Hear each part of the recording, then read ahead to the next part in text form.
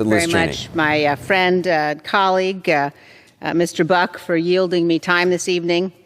I know the topic, Mr. Speaker, is cancel culture. I have some thoughts about that. But tonight, I rise to discuss freedom and our constitutional duty to protect it. Mr. Speaker, I have been privileged to see firsthand how powerful and how fragile freedom is.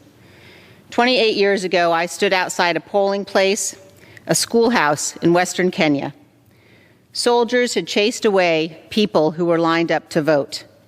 A few hours later, they came streaming back in, risking further attack, undaunted in their determination to exercise their right to vote.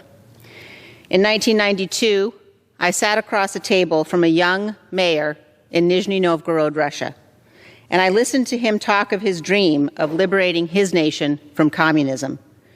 Years later, for his dedication to the cause of freedom, Boris Nemtsov was assassinated by Vladimir Putin's thugs. In Warsaw in 1990, I listened to a young Polish woman tell me that her greatest fear was that people would forget. They would forget what it was like to live under Soviet domination, that they would forget the price of freedom. 3 men, an immigrant who escaped Castro's totalitarian regime, a young man who grew up behind the Iron Curtain and became his country's Minister of Defense, and a dissident who spent years in the Soviet Gulag, have all told me it was the miracle of America, captured in the words of President Ronald Reagan, that inspired them. And I have seen the power of faith and freedom. I listened to Pope John Paul II speak to thousands in Nairobi in 1985, and 19 years later, I watched that same Pope take my father's hands, look in his eyes, and say, "God bless America." God has blessed America, Mr. Speaker, but our freedom only survives if we protect it, if we honor our oath taken before God in this chamber to support and defend the Constitution, if we recognize threats to freedom when they arise. Today, we face a threat America has never seen before. A former president who provoked a violent attack on this Capitol in an effort to steal the election has resumed his aggressive effort to convince Americans that the election was stolen from him. He risks inciting further violence. Millions of Americans have been misled by the former president. They have heard only his words, but not the truth, as he continues to undermine our democratic process, sowing seeds of doubt about whether democracy really works at all. I am a conservative Republican, and the most conservative of conservative principles is reverence for the rule of law. The Electoral College has voted. More than 60 state and federal courts, including multiple judges the former president appointed, have rejected his claims. The Trump Department of Justice investigated the former president's claims of widespread fraud and found no evidence to support them. The election is over. That is the rule of law. That is our constitutional process.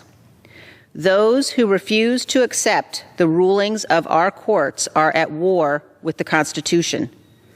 Our duty is clear. Every one of us who has sworn the oath must act to prevent the unraveling of our democracy. This is not about policy. This is not about partisanship. This is about our duty as Americans. Remaining silent and ignoring the lie emboldens the liar. I will not participate in that.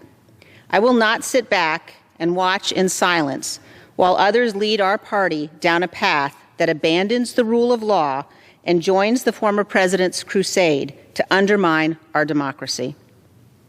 As the party of Reagan, Republicans have championed democracy, won the Cold War, and defeated the Soviet communists. Today, America is on the cusp of another Cold War, this time with communist China.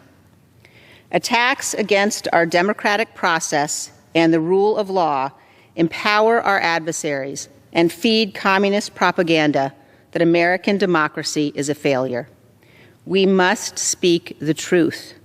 Our election was not stolen, and America has not failed.